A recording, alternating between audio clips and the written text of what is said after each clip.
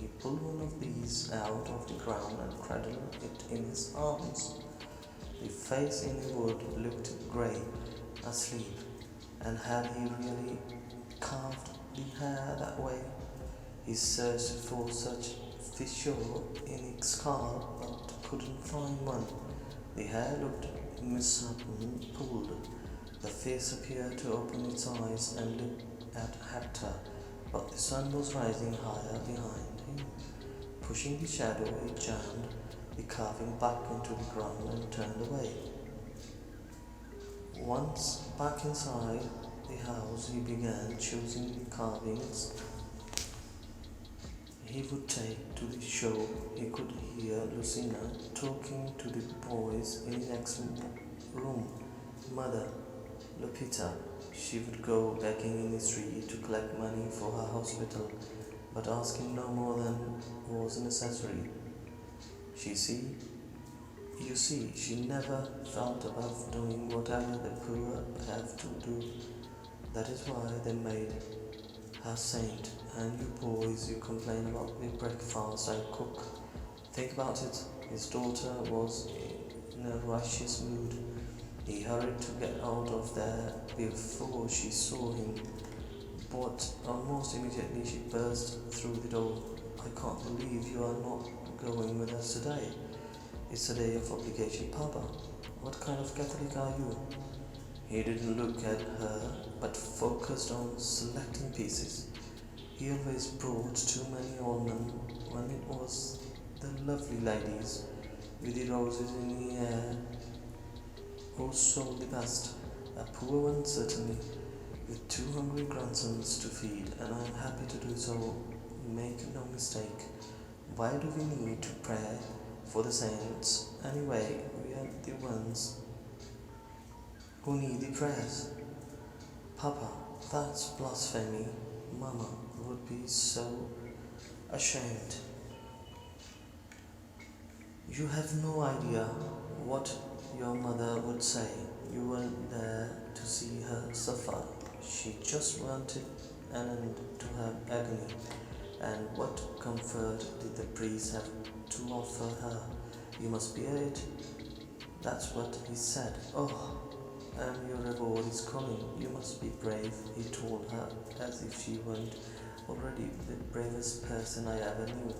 I know she was brave, Papa. I know she wanted to die, but only God decides when. Hector started at her. She didn't want to die, he said. She just didn't want to live in such pain. And in the end, she cursed me and she cursed herself and she cursed God for that. And that is why I'm not going with you today.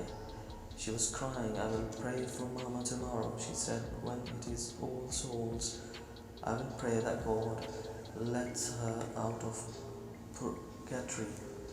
Unable to look his daughter in the eyes anymore, Hector turned his back and began getting the rest of his carvings together.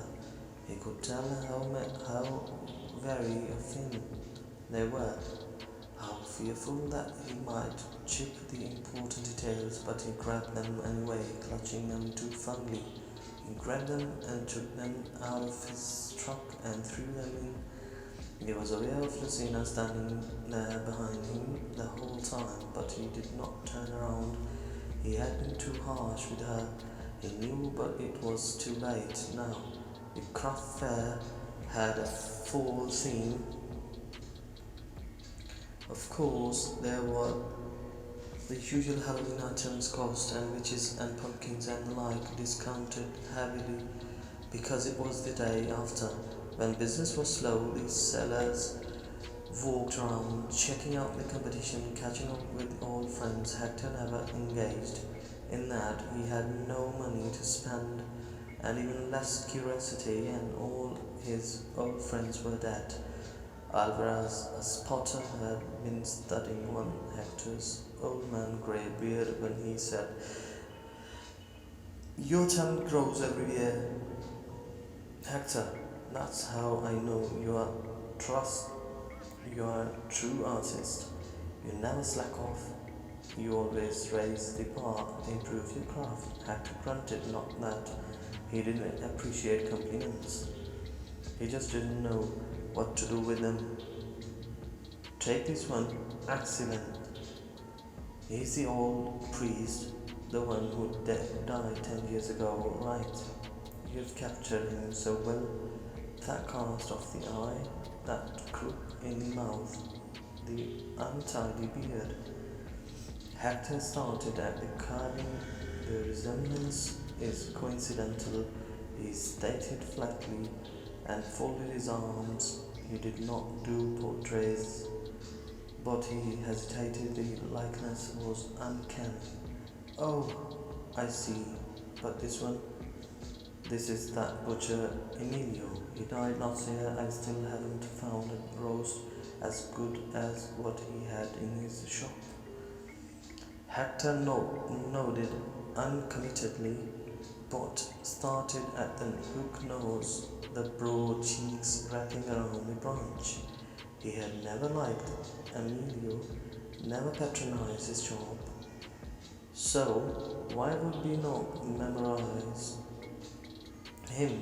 But the resemblance was undeniable, and Mother Adonchia, it was so sad when she died earlier this year. Alvarez held the thick branch in his hands, rocking back and forth on his feet. Hector had forgotten all about the old run, but but yes, this was certainly her. An elderly woman stopped at Alvarez's table and he scurried off with a dramatic wave. Multiple bracelets dangled from his wrist. Hector was surprised to see that he liked the effect. He glanced at his display.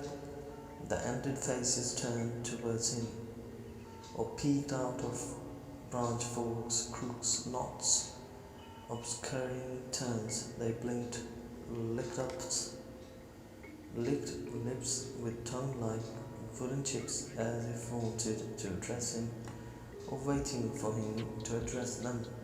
He thought he recognized a few more of the carvings. Oliver Chance, a man he would seen hitchhiking Madonna Pina.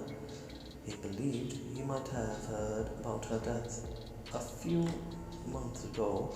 A number of them had died this past year, but he wasn't sure of the details. He should have paid more attention, and then he might have a better understanding of what was happening here, or at least he might have a clue. All perfect likeness, all unintended. The ragged fellow with the floppy cap. He would once been a neighbor, and then he would lost his ranch. Hector never knew whatever happened to the man. Had he passed away too? Do you have something with a Halloween theme?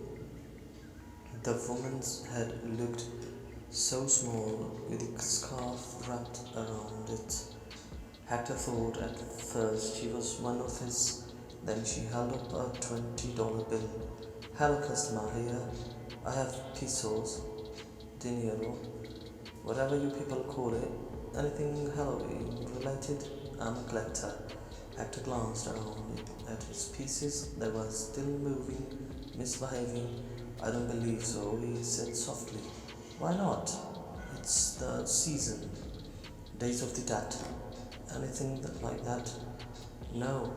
Just these faces, all dead faces. No. Why not? Not my genre. He wished she would go away, but he did not know how to make that happen. She started at him sorely. Are you insulting me? No, ma'am. I just don't draw my inspirations from those subjects. I see. She looked around and fixed a grey beard. How did you get the wood there so grey? Is that a stain? Hector had no idea. Now that he considered it, he didn't use stains. It's just the color.